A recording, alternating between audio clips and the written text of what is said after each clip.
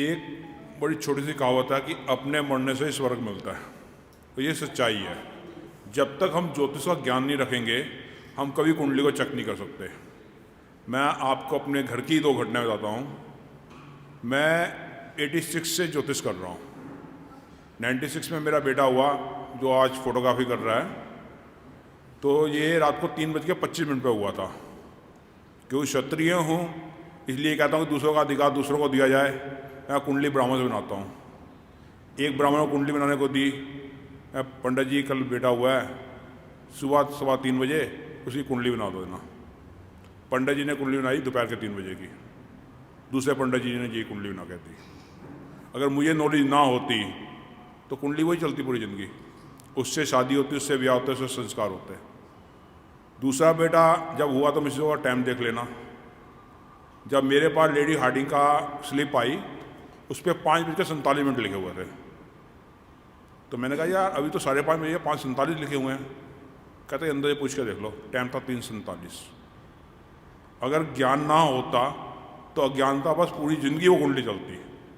इसलिए किसी दूसरे को दोष देने से पहले हमें खुद को जागरूक होना जरूरी है, तब हम अपने बारे में जान सकेंगे। दूसरा, अभी हमारे एक मित्र पहले बात कर रहे थे त्रिकोण और केंद्रों के ऊपर।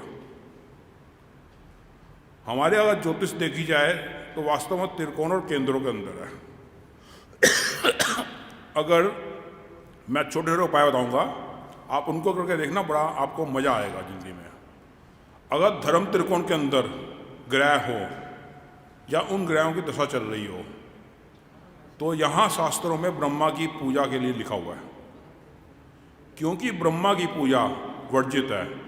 धर्म त्रिकोण का मतलब 1, 5, 9 के अंदर ग्रह हों, वर्जित है, तो यहाँ सूर्य की उपासना की जाती है। अगर अर्थ त्रिकोण के अंदर ग्रह हों, आपको कभी खाने की दिक्कत नहीं आएगी। अगर आप दोपहर के खाने के समय सिर्फ हरि का नाम ले लेंगे, आपको पूरी जिंदगी खाना मिलता रहेगा। वहाँ विष्णु की उपासना लिखी है। अगर काम त्रिकोण के अंदर ग्रह हों 3, 7 और 11वें भाव में, तो आप सिर्फ शिव उपासना करें तभी आपका कल्याण होगा। और अगर मोक्ष त्रिकोण के अंदर ग्रह हों मैक्सिमम, तो आपको सिर्फ माता की उपासना करनी चाहिए, वहीं से आपका कल्याण होगा। इसके अलावा अगर हम नमाज कुंडली के अंदर धर्म त्रिकोण को देखें तो हमारी ज्योतिष इतनी बड़ी साइंटिफिक्स है कि जो हम DNA टेस्ट करते हैं, हमें लगन से अपना, 5वें भाव से संतान का और 9वें भाव से अपने पिता का मालूम चल जाएगा। यानी वो पूरा DNA एक त्रिकोण के अंदर दे दिया।